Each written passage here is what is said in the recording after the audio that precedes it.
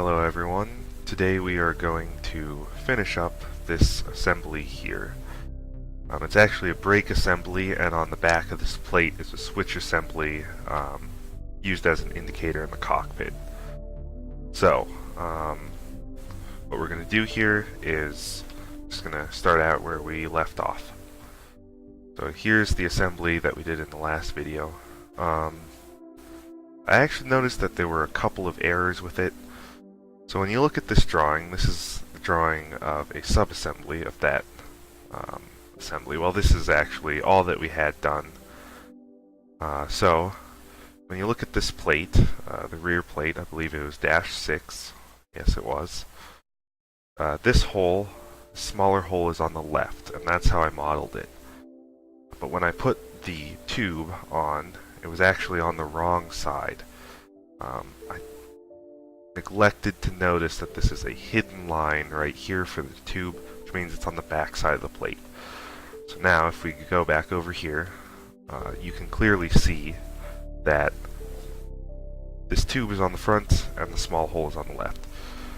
This tube should actually be on the other side, so what we are going to do is just really quick, now open this up and we're going to fix that. Easiest way to do that is we go down to Mates, just click it, you just click it, edit feature, and you swap the mate alignment. So I'm going to swap it to that so that it reverses. Because I reversed that, it also has to reverse our coincident of this face and this face. Otherwise it would break. So I'm going to say yes to that, and then we go to that coincident feature and we edit that. We no longer want this rear face, so we just click it, swap to the other side, click that side. Now you see it swapped mates there, so that just means that we're going to just delete that mate and make a new one. Sometimes the auto-fix features are very helpful, sometimes they don't help at all and you just have to redo it. So there we go. Now it's on the proper side. Just going to save that, close out of it, and now we have the proper view. Just to be sure, you can go to hidden line view. It won't be exactly the same, but it'll look very similar.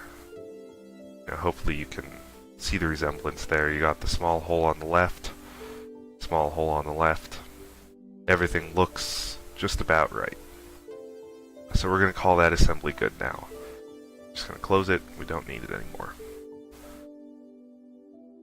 So what we were going to do last time, when it ended, is start work on our major assembly again.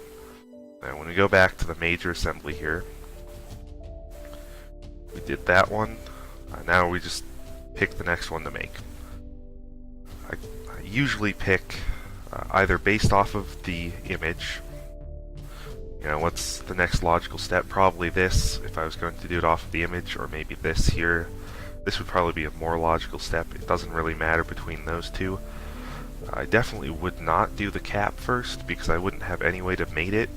But if we go over to the parts list, brake disc assembly tail wheel, that's probably what the TW stands for. So 413727.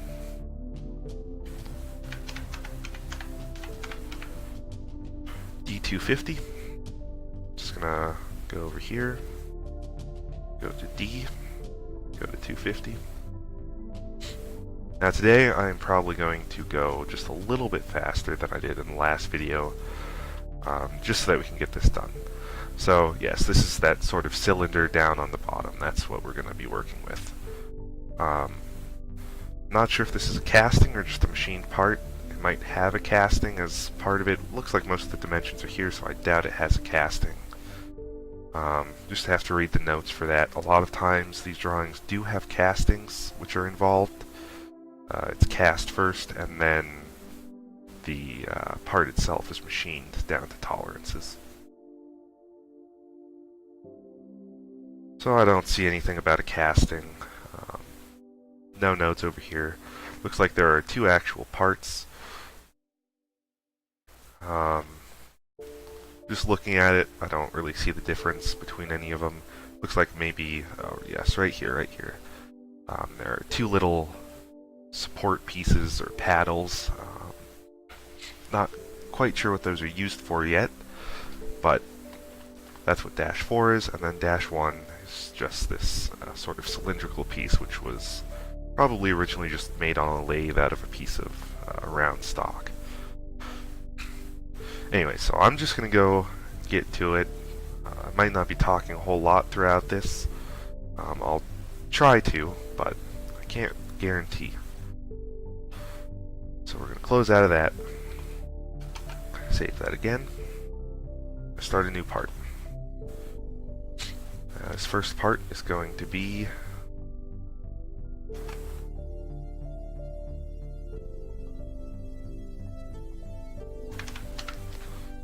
Or 13727.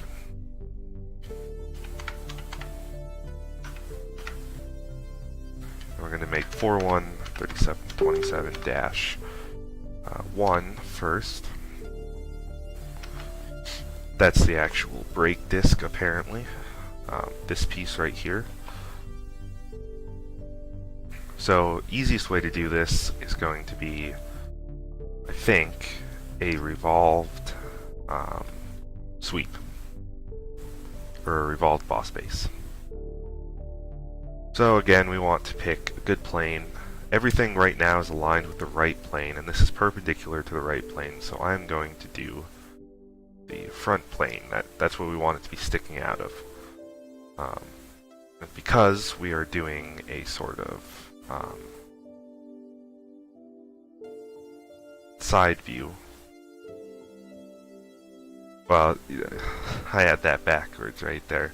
We want it to be sketching on the front plane so that it sticks out of the right plane. So first thing I'm going to do is just draw an axis. As I'm looking at this, there isn't any particular place that would be a super advantageous position on this vertical axis that goes through the origin, so I am just going to make it our end right here. That's just what it's going to be. We can always go back later and we can change that, but hopefully we won't have to do that.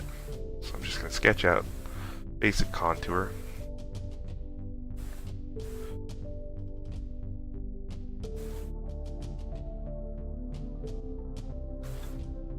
Now that's about the cross section of the top here. Pretty simple. And then we'll start with probably one of our more important dimensions. So I'm just going to make this radius. So it's 0.88 diameter, so we divide that by 2. Our outside diameter here is 1.118. So that's very specific. Divide that by 2. Our next one is going to be this, just 0.12 thick, 2.25 from the end, 2.97 from the front. Just going to slide that over. Just looking at the picture, those are vertical.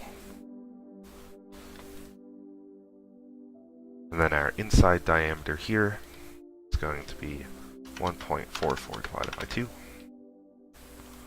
Outside diameter is going to be 1.562 divided by 2. And then for our super outside diameter here, it's going to be 3.25 divided by 2. Now we're just going to add some fillets in here so that it looks right. Now you could do this either in the sketch or you could do it later in a feature. I sort of mix between what I do. See, that one's going to be a chamfer. I prefer to do chamfers in a feature because it makes it look a little bit less messy. But you can do whatever you need to. Well, actually, no, I made that mistake right there. This is actually a fillet. It's 0.03 inches.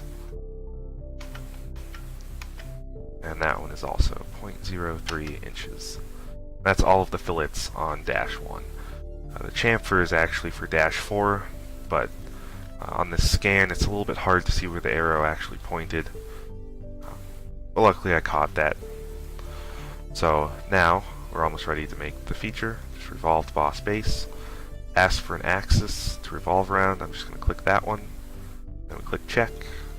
And there is our cylinder, and it's 100% to the drawing. I'm just going to save that real quick so that we don't lose it. We will have some rivet holes here when we apply dash 4, but at this moment I don't think that we are going to need that.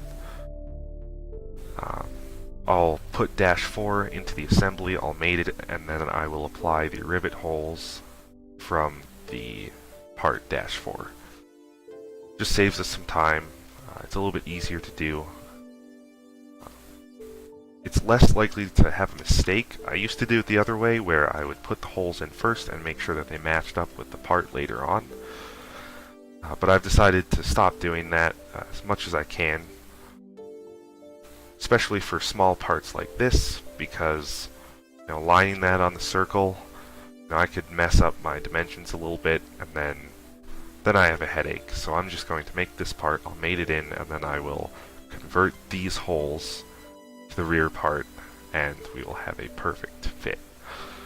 Now if I was actually going to make this part, once I have this brake disc manufactured, I would in fact measure out using calipers, and I'd figure out where the center of the circle is.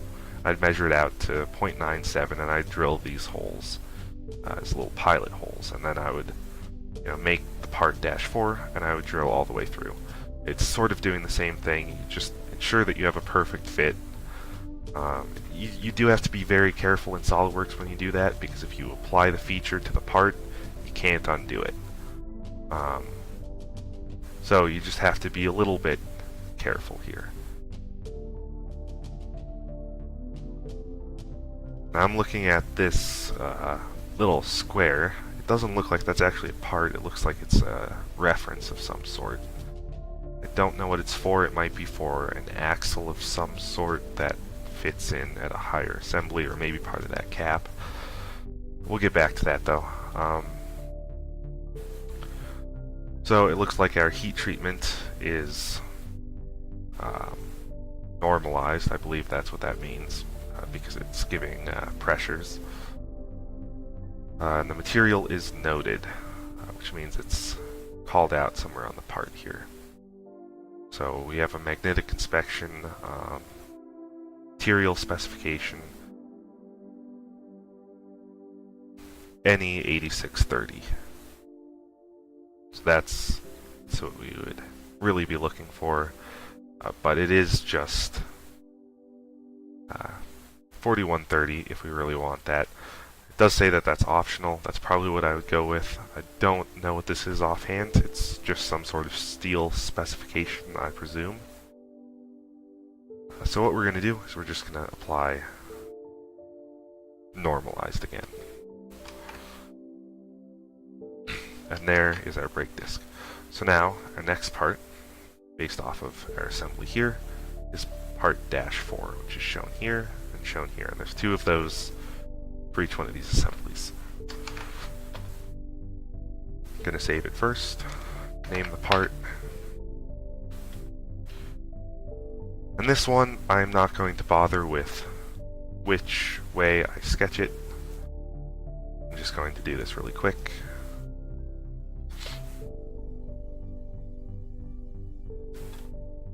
Doesn't really matter which plane I use to start with, because it will just be defined by the mates.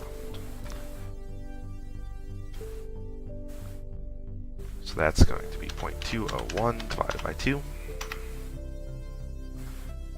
0.41 tall.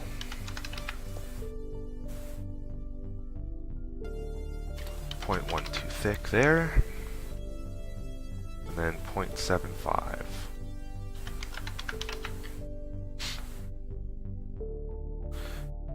Now you have to be very careful when you're using the mirror entities, just because if the part is not in fact symmetrical, you'll have a pretty big error there. Alright, so now those are all 0.03 inches. Let me just take care of that real quick.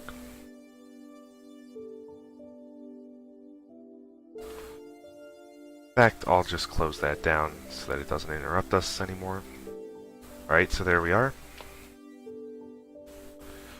As you can see, that arrow right there, you can't really tell which direction it's going, but you can figure it out. It's pretty obvious that it's meant to go to that corner. There's nothing in the middle here, and that gives us the radius there. And that's just the cross section given right here. And now if we look at a side view here, it gives us the rest of those dimensions. So we need to extrude this out, distance of 0.78 inches.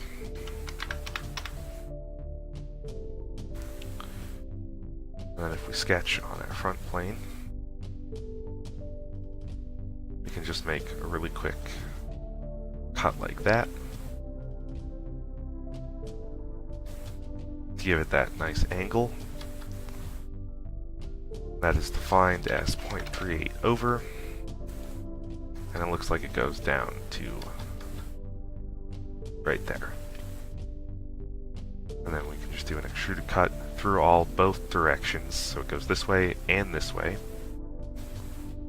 Click check. We'll just give that part a save real quick.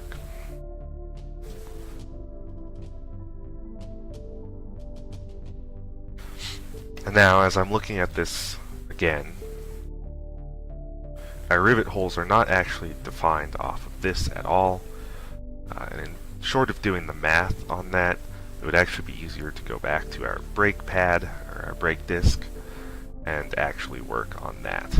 Put the rivet holes in that and then apply them to -4. So that is exactly what we are going to do. First thing is, we also have a little chamfer here. I believe that was 0.05 inches. 45 degrees. So there we go. And that's going to be another normalized 4130. Now before I go back to the brake disc and I put that all together, we're just going to make this assembly.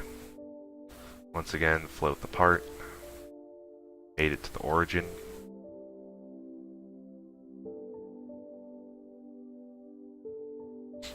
And then we can insert -4. We're going to make a copy using the control technique, which I covered in the last video if you didn't see it. Now I'm just looking over here at the other assembly again. These are aligned vertically up and down, so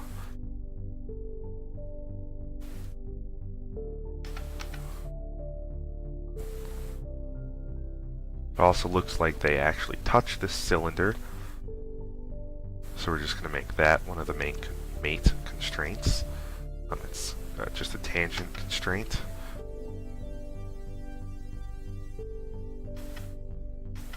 And actually, before I do that one, I'm just going to Control Z that. And we're going to redo this bottom one. I want to rotate that, so I'm going to go up to Move Component, click the little drop down, and click Rotate. I'm going to rotate that up like that so it's in the proper position. Otherwise, it would be a little bit of a pain to deal with. Alright, so now we have those tangent to the cylinder. You can see this one isn't actually touching the cylinder there, but if you drag it over, now it is. A tangent doesn't always mean touching. It just means that it will be in a tangent vector relative to that face that you selected. Now anyways, if we drop this down, I believe it was our right plane, Nope, it was our front plane which cuts through the middle. So I'm gonna click the front plane there and the front plane here and mate those together. Same with this one down here. Now it says we're underdefined for some reason. If you can't figure out why, grab things, try and move them around. If it shows you that little banner, you're good to go. This one is undefined for some reason. Occasionally when you mate to the axis, or the origin, doesn't actually register as defined. See, I do have aligned axes on, so we should be good. I wouldn't worry. Yep, you can see down there, it says fully defined now. It was just a little error. Now, if you really want to rebuild your assembly, I always use Control-Q. It's a full rebuild, it goes through and makes sure that everything is good. Sometimes you can click the button up here, which is Control-B. I tried not to use that because it doesn't rebuild everything, which means that you can have errors. Sometimes it'll show me errors over here. I press Control-Q and they go away. It was just a little mistake. So you can't be too careful with rebuilding and making sure that everything's right. Now I'm just going to put those rivet holes in. I can actually do 2 mirrors for this. Save a bunch of time. Now instead of clicking the circles and making a vertical relation, I am going to just draw a little line. Now, these are 1/8 inch countersunk. I can tell by the symbol over here. That little mark right there, there's 2 little marks meaning countersunk, 1/8 inch. 1/8 inch is the triangle. This one surprisingly doesn't show it right there, but it shows it right here. 1/8 inch diameter countersunk, and these are actually iron rivets, and they are 420s.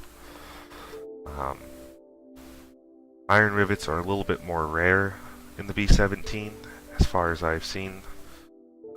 This is probably one of the only places that they're actually used, probably in the other landing gear assemblies as well. But as far as I have seen, they are not very common.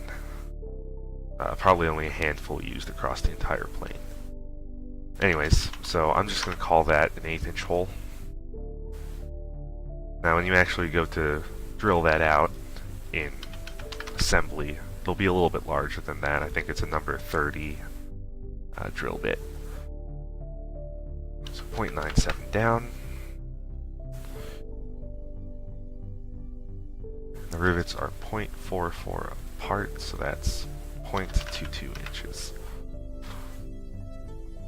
Now I'm going to mirror these around there. We're going to do another mirror around this top axis. And there are the rivet holes. So now we can do an extruded cut through all. Now if we drop back to our assembly here, which I haven't saved, better save that. I accidentally named it as Assembly 1, I didn't mean to do that. We'll fix that in a minute. Now what I'm going to do is I'm just going to edit one of these. In the assembly context, I'm going to start a sketch there. Convert entities. I'm just going to select these 4 holes. We don't want the holes up there, so I'm not going to do the trick where we convert all of the inner loops. Now I'm just going to do an extruded cut through all. Now because this part is also up here, it automatically updates to both of them, and now we have the holes all the way through. I'm not going to deal with the countersunk part today. If you really wanted to do that, it's really easy. You go to features on the part, and you just click your fillet, you click the drop down menu, select chamfer, and then you can select the degrees that you need and the outer diameter of that hole. So anyways, there is our brake disc assembly. Here I'm going to save that as the proper name here, which is 413727, and there's no dash number for the assembly regardless of the aircraft type or model, so we're just going to save that like so.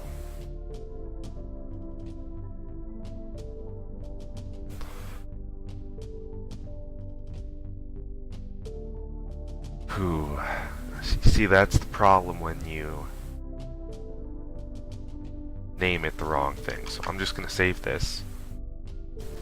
And instead of doing the save as through Solidworks, I'm going to click the open button, and where we see assembly 1, I'm just going to rename it.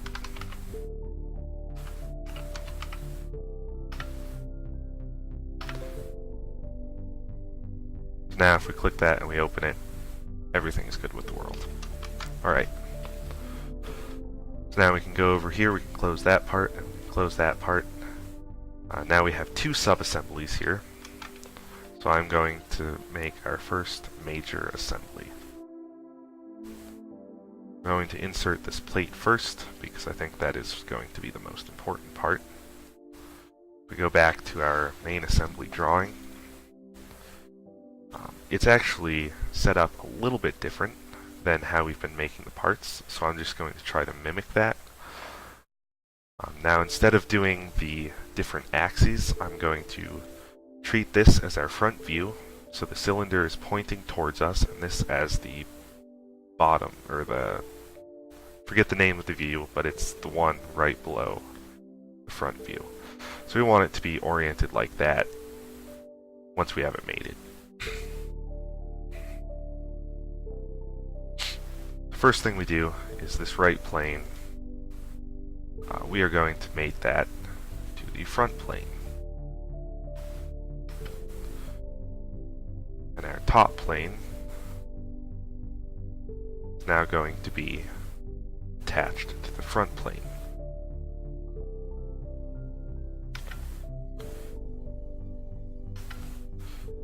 Now for our last plane, the right plane, we're just going to attach that to, I believe, the top. Yep, right there. So now it shows that this is fully defined because it doesn't have a little minus sign in there. And down here it also says fully defined. This is assembly 69281. I'm just going to double check to make sure that this doesn't have a different assembly dash number based on the model. It does not. They all have the same part number there. Even though they are used on different drawings throughout, they all have the same part number. And it also says the same down here, and there's no sub-assemblies of the main assembly, if that makes sense. We had that in the last one where it was -5. So we're just going to save this as that. Now we can insert our little brake disc. Now if we look at our view here, those little paddles there are aligned this direction, and the cylinder points out of the tube used in the other part. So I'm just going to mate that there. And then if we take another look at our assembly here, that disc just fits right on these little brake pads. So I can mate that directly to this.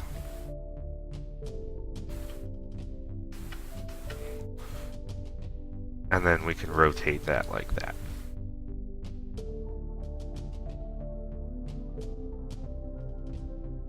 Now I believe this is supposed to continue to rotate.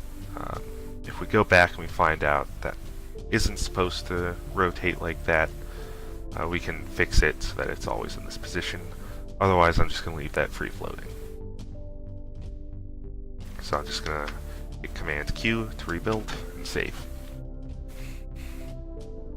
Now you can see it really starting to resemble the original part that we were going out to replicate.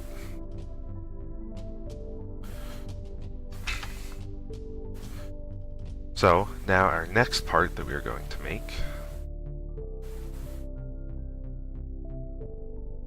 is going to be, I guess we could do this one. We already had this disk assembly. Let me just make sure that there isn't an opposite hand here. Usually you don't have two things that are named the same in the same assembly. But we're going to open that up. It's 1-18077.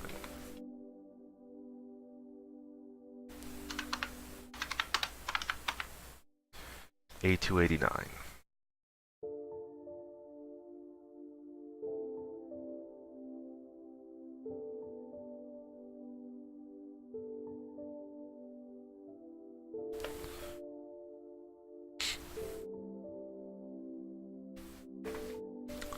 So that's presumably where that little square piece comes from that we were seeing. Actually, no, that looks like another phantom piece, perhaps.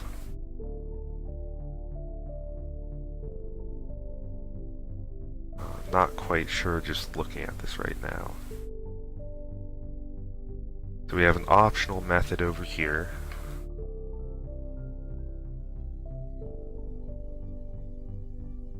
Well, now what I'm thinking is you have this circle cut, and then you have a square cut.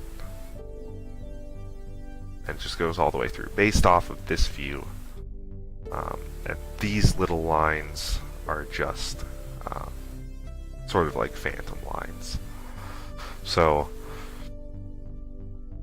this should actually be a fairly easy piece to make. We have our two thicknesses there. I'm going to make this a little bit of a different way. I'm just going to have two different extrusions, just as an example of how you could do this.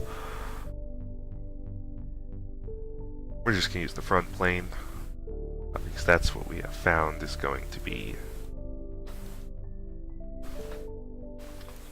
the most important plane for this main assembly. So our outer diameter is 3.25.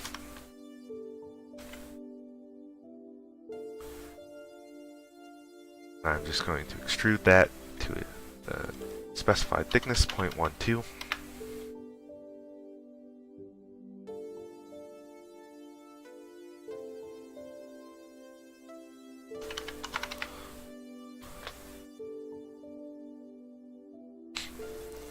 Now, because I want this to be 0.25 from this edge on the back, I'm going to do an offset from the surface instead of a blind extrusion.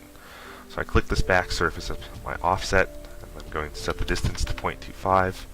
This arrow says which way it's trying to extrude. It's going the wrong way, so I'm just going to click this, reverses it, and there we go.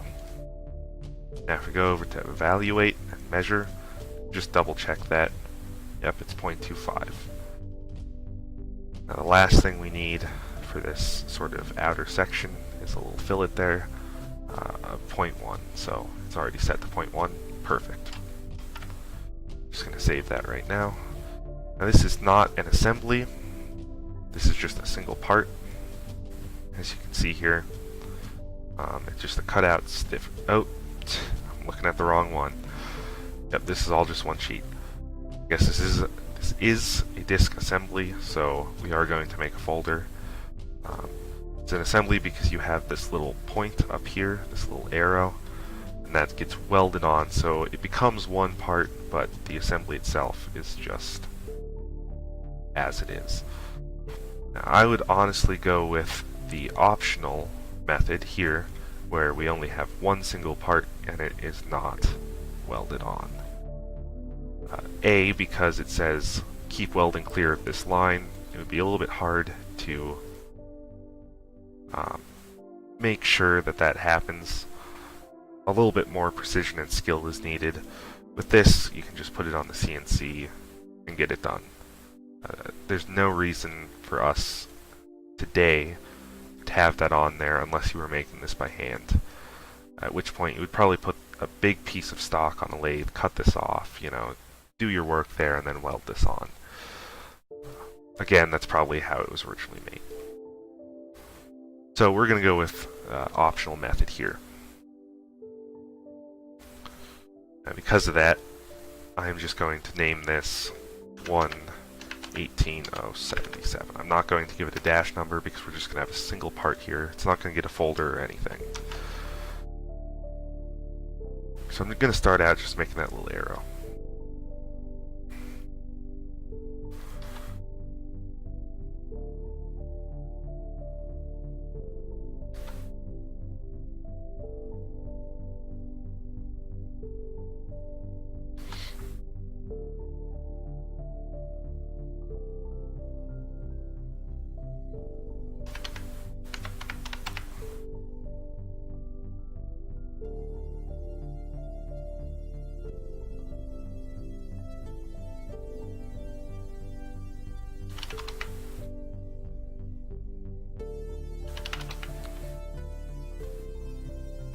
It says to have a little fillet on the top, 0.03.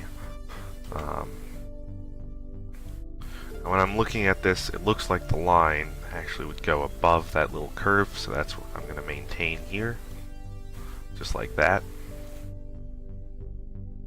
And it doesn't give us a fillet for this distance right here, so I'm not going to add one. We're just going to do an extrude base. Oh, I forgot to close that contour. If that happens, you'll see a thin feature automatically generate, where it sort of shows that yellow preview around here. You usually don't want to do that. So what I'm going to do is I'm going to use convert entities, click on that outer edge, check, and then I'm going to use trim entities and just click and drag across.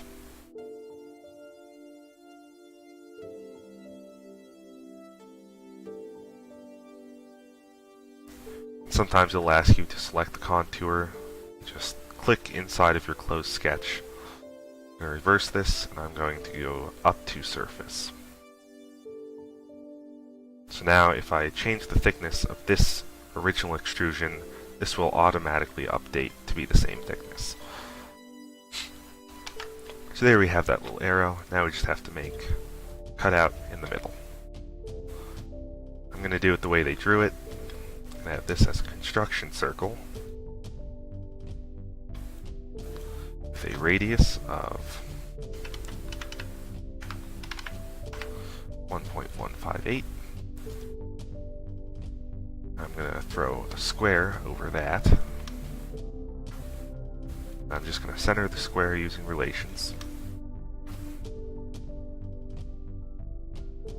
I'm going to make sure it's actually a square by making the two sides equal.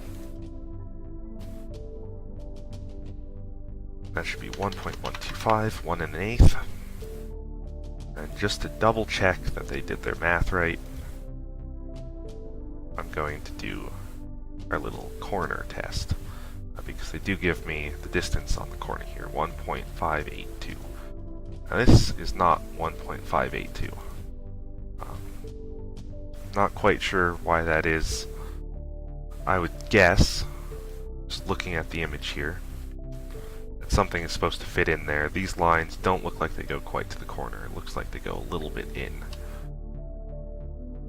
I'm not quite sure what that's for. Potentially we could add a fillet on the corner here, and that would bring the distance down. I'm not going to do that today, but we could. So now what I'm going to do is I'm actually just going to extrude this right through, and then we'll do the circle second. I think that would be a lot easier than adding extra lines and doing trimming, so the real name of the game here is to do this as efficiently as you can. You don't want to waste time doing things that you don't need to. So I'm going to save that, and then I'm just going to go through, double check here that I have everything.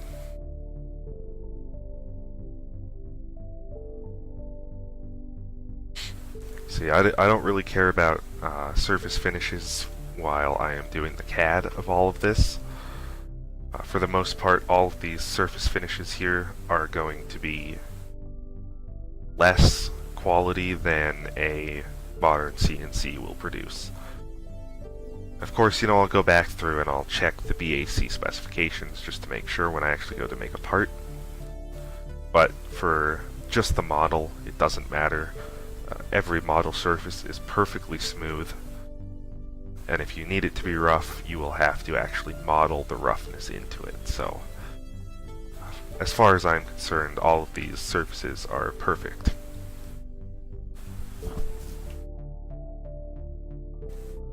If you can see right there, dash 1 and dash 2 made as one part. That's what we just did.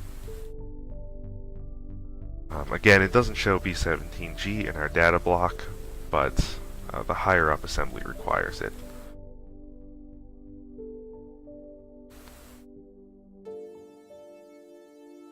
So, I would call that assembly finished. We can drop back over to this one. And it just fits right in there, and it should align with this. So what I'm going to do, set the material quick, save it, jump on over to our main assembly, going to insert the part.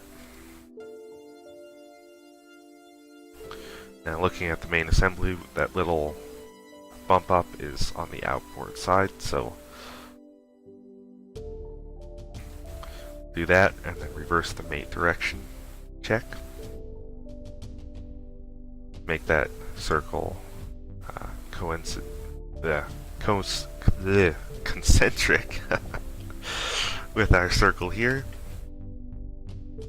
Going to hit the check on that. Now we want this assembly to line up with this assembly, or that part.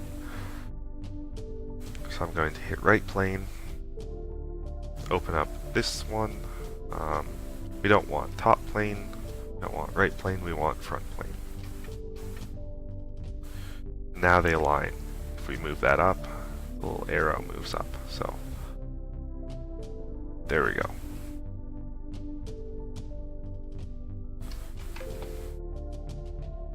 Rebuild and save the assembly.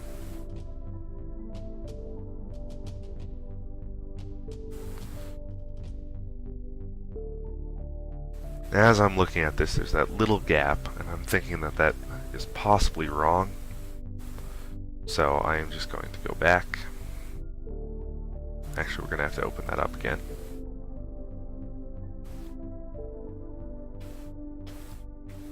So 1.125 is the square, and then 1.158 is the circle. And if we go back to this, 413727.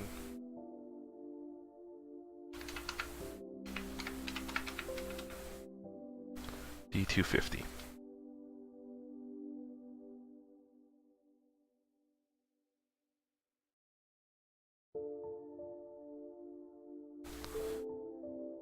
Sure is smaller. I'm not quite sure why that is, but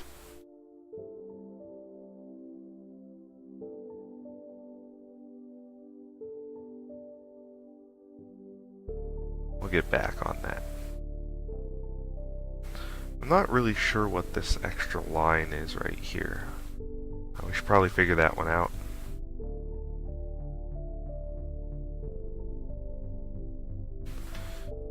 Now I'm looking at the actual part here in my hand. I can't quite figure that out because it's on the wrong side. I would have to disassemble this, but I don't really want to do that right now. But I am not quite sure what that is. Before I actually go to manufacture anything, I would have to go back through and double check that. But for the sake of time, I am not going to do that right now. You can always revisit that some other day. So anyways, now we have that little pointer there, which aligns with the guy on the other side. And that's exactly what the part in my hand is doing. So that's just how we're going to make the model right now. The part of my hand is actually off, like that. So here we go.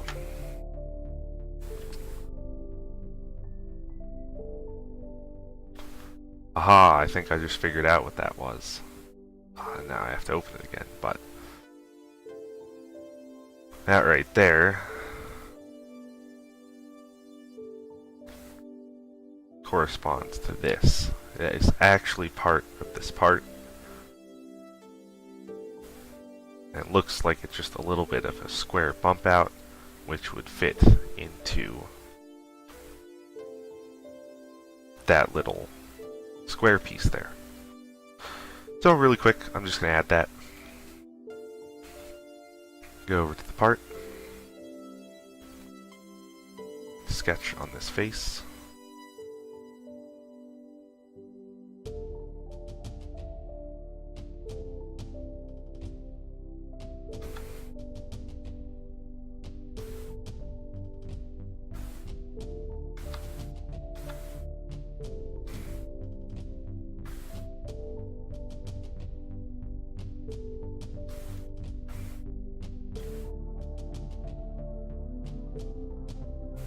The only dimension it gives us is across the corner, so that's what we're going to do.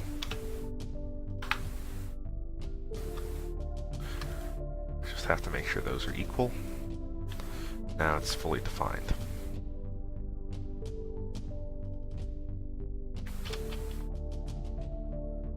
The only other thing I'm going to do, I'm going to convert this outer circle like that, and then go a little bit crazy with our trim entities. Trim that, trim that, trim that, trim that.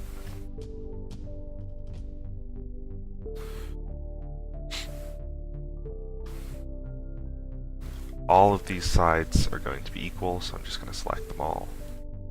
Set them to equal. I think that's why it is under defined again. Yep. So there we go.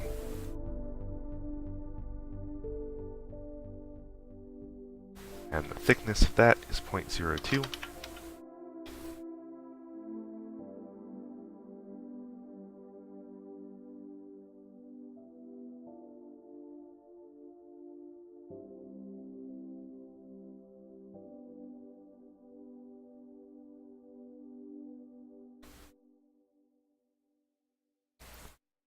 Going to measure that really quick.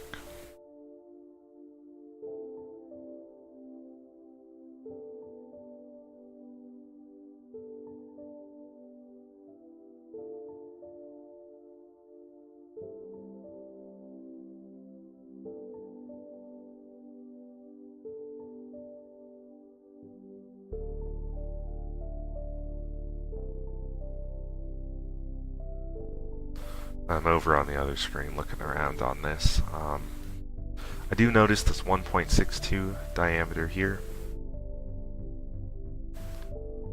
What I'm thinking is that this would be a raised squares, or a raised round section of 1.62 diameter, and then it gets cut down to this square.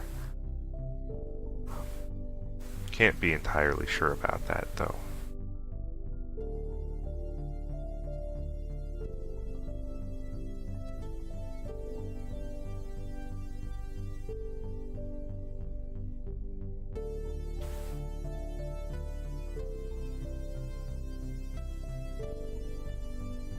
We can close that assembly.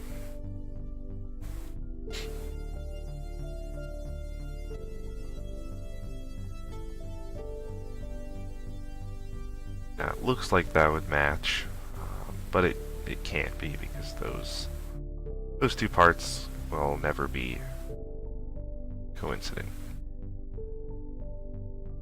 So again, I'm not entirely sure what is going on there. I do want to get through this though, so we're just going to leave it like that for right now. I will revisit this later. I just probably won't be recording by then. So there we go. We're just going to save that. Go back to the main assembly. We now have that plate. I think it might be time for the cap. Or a compression washer. 1.18.715.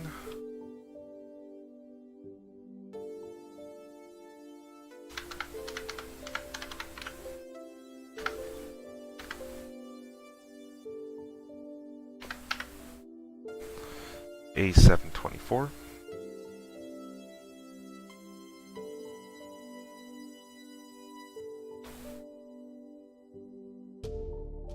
Yes, so it is that cap that I was thinking about. Again, this is just a single part, there's no assembly, so I'm not going to make a folder or do anything like that.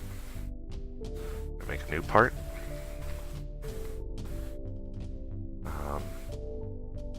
Yeah, I'll do right plane.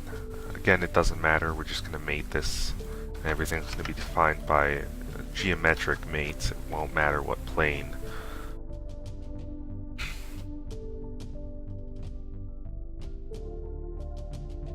First thing to do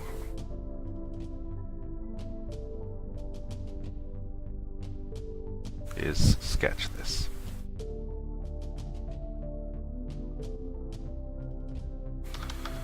Based on the picture, that radius is actually right there, so it's perpendicular right here. I'm just going to go ahead and dimension that right away.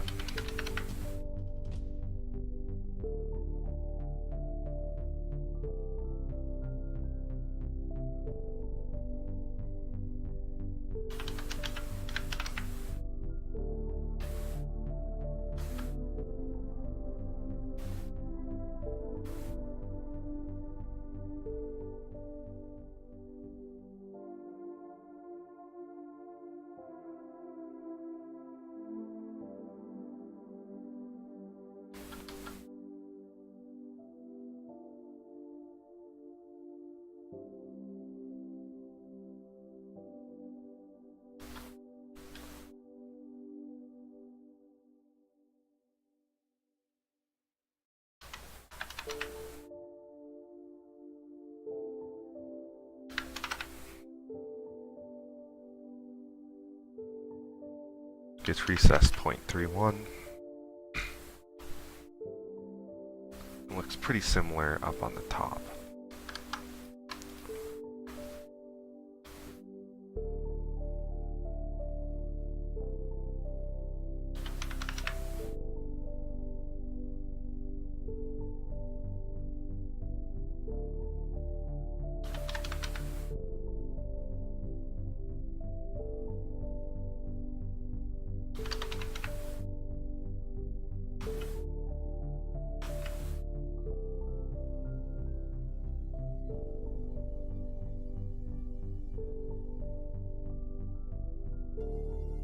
Now this right here is not actually going to work because drawing here specifies that 0.75 diameter is flat, then we have a 0.19 radius.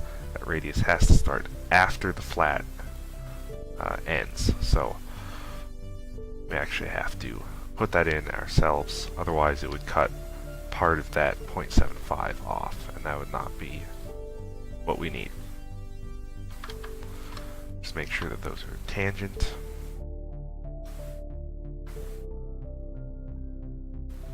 Give that the dimension.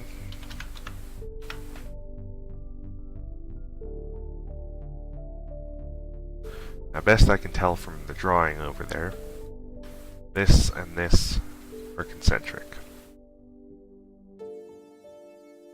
And that is a 0.31 radius. Now we have our cross-section defined. I'm actually going to do a quick little sort of cheating trick to make those for construction, and then just connect solid lines from there. So now we have this little hollow space when it revolves, and that's what the bolt fits through. And that's a 0.34 diameter.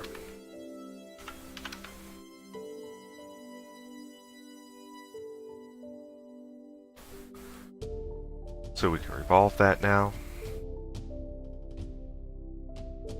And there's that cap.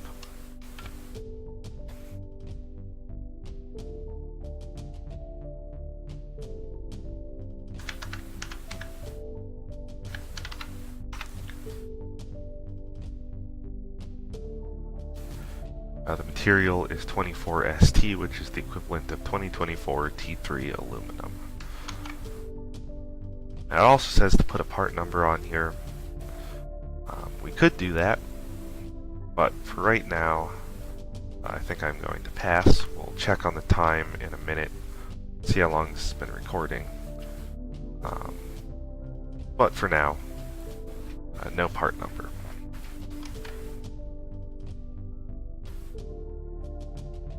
Go back to the main assembly, check the assembly sheet. Don't really need that open anymore.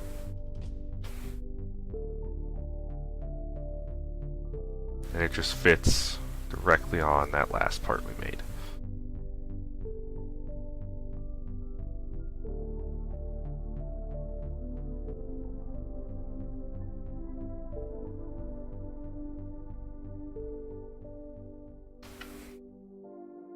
Just going to make the center of that fit with the center of this.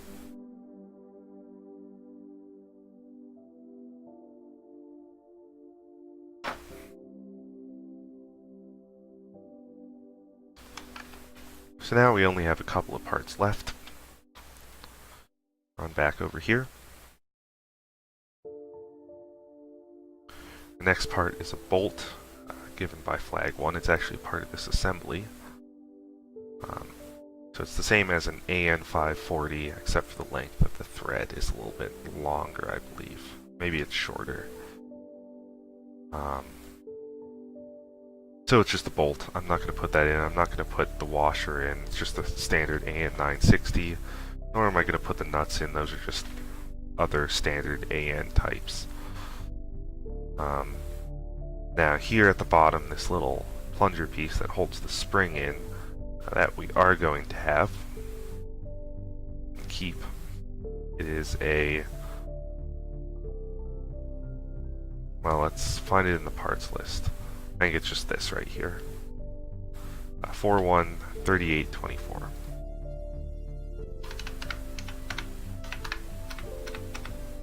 So D258.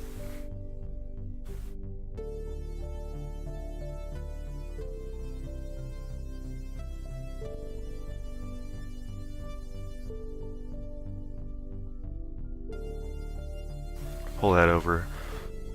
It's a very, very simple piece. We made something very similar to this for the little pointer assembly. So we're just gonna do that same type of thing again.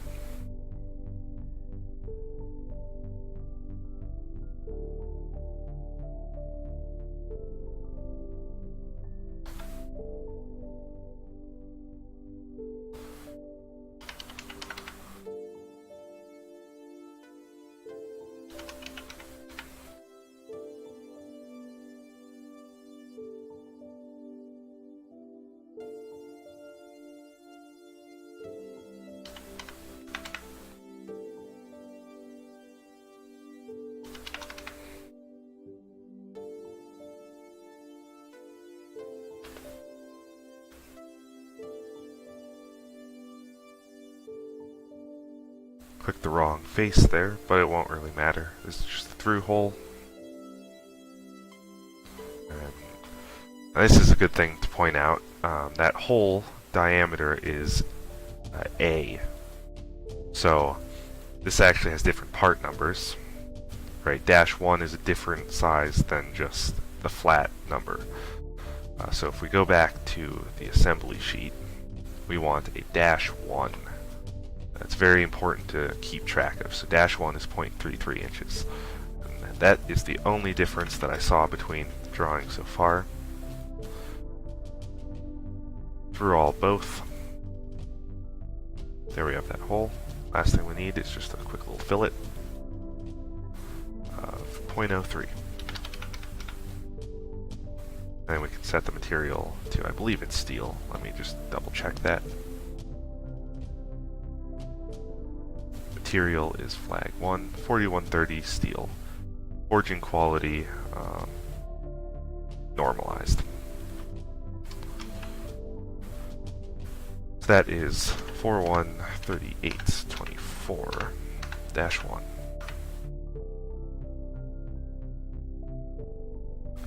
And there are no holes inside or anything like that. So that was a very, very simple piece to make. Go over to the assembly again.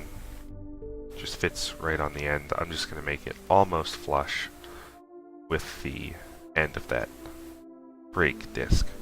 And I'll show you how to make it a little bit of an offset when you're mating things.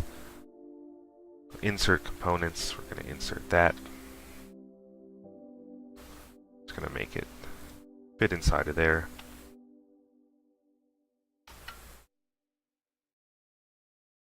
Now to make them offset, you click the first face, you click the second face, they have to be parallel.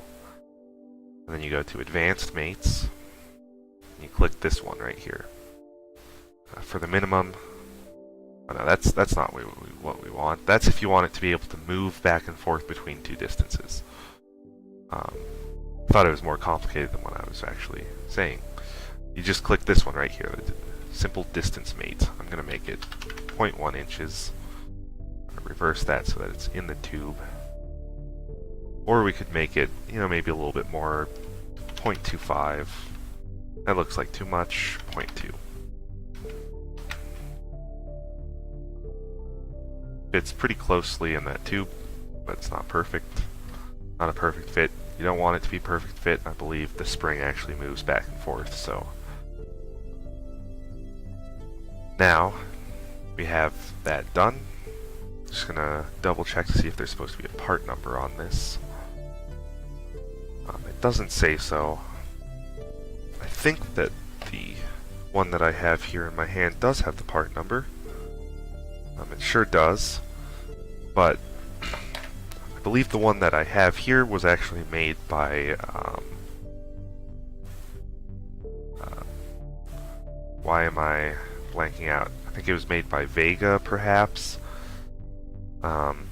Either way, it's the same part, just the way they stamp it, the way they keep track of everything was a little bit different between factories.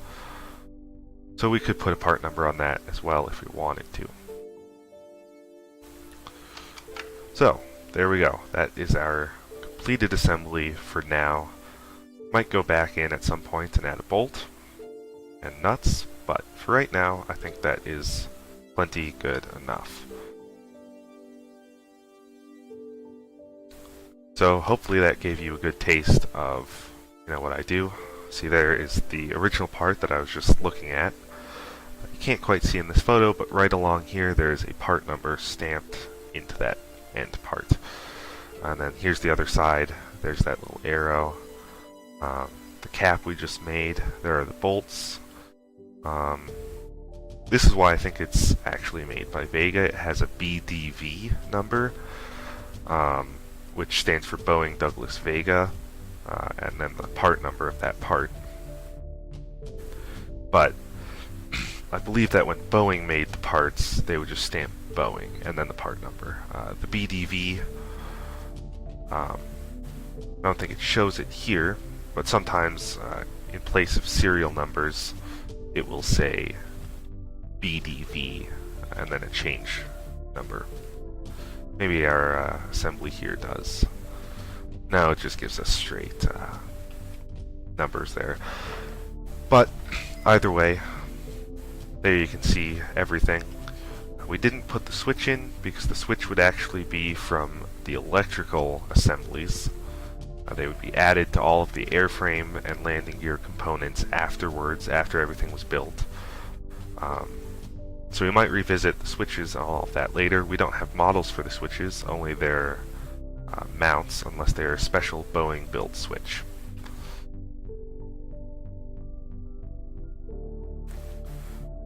So, there you go. That's the basics of how I do SolidWorks assemblies for Boeing parts. For the B-17, specifically, airplane 43-38083. And then, you know, I think I'm running a little bit long here, but I will give you another very quick little taste of, you know, what I've been doing. We just open up the final assembly. It'll take a little while to load. just because it's so big, and eventually, hopefully, this assembly here will end up in that final assembly, but I don't have any of the tail gear parts done except for this now. See, we're zoomed way out. That's the entire airplane so far. It's loading very slowly. You can see a loading bar down here. In the meanwhile, though, I would like to point out that this assembly that we just made, almost the entire thing could be made on CNCs. It would probably cost you a lot, especially for that end cap. The welded parts, like I said, you don't have to weld. You could mill those out of a big block.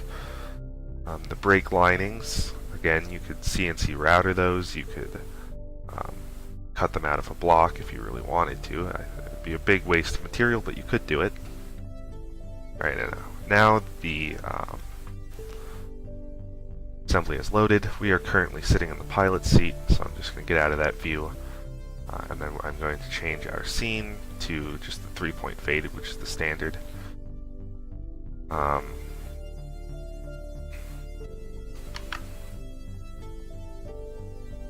for some reason our lighting is a little bit weird. I don't know why the directional lights are not on. Maybe if we switch to rooftop. Yes, there we go. So here is the main assembly so far. Landing gear actually mounts to this bulkhead here. I believe that that is the top pivot. It's been a very long time since I've worked on any of the parts way back here. Most of the work lately has been in the cockpit. As you can see, a lot of it is coming together. I'd like to get the throttle quadrant actually complete and correct sooner rather than later. You can see we already have some of those pulleys in there. A lot of very complicated assemblies. The rudder pedals are in. We also have the intercooler stand, main instrument panel. I have most of these instruments, I just have to make the model for them. We also have these pop-out windows. I made the model of the pop-out windows before I bought the pop-out windows, but now that I have them, I was able to add this and the strap, because I didn't have adequate information to make those, but now I do. I can show you how I made that little twist in the strap some other day. We also have the sliding window, which is another work in progress. The cockpit enclosure up here, that's another work in progress. Most of this is work in progress. I'm not sure if I actually have any completely finished parts in here. All radio equipment like this, that's all reverse engineered. I take one that I actually have, I make measurements, and produce a copy exactly, well, as close to exact as I can. These knobs are pretty close, as far as I can tell. Tuning meter's pretty good. The box is correct. I just haven't had the time to actually make the dials and the mechanics and all the knobs. But I am working on it, slowly but surely. Bulkhead 3 here is probably one of the most complete assemblies that I have. Almost every single part is in there. We are missing a couple of webbing pieces up here on the left side. There should be some webbing in there. Solid piece of sheet metal. But this is really what it looks like. We have an 1820, an R1820 over here. I based it off of a manual that I found and bought. As you can see, we don't have all the fins on it, we don't have the caps, and none of the internals. I don't plan on ever adding the internals unless I can get the original engineering drawings for that engine, which is pretty unlikely. We have a small start to the wings here and a lot of other things that are not in the main assembly yet because I don't have a place to mate them, such as inboard fuel tank, which will sit around here, and some other radio equipment. Well, thank you for watching. I hope you enjoyed it, and have a good day. Thank you.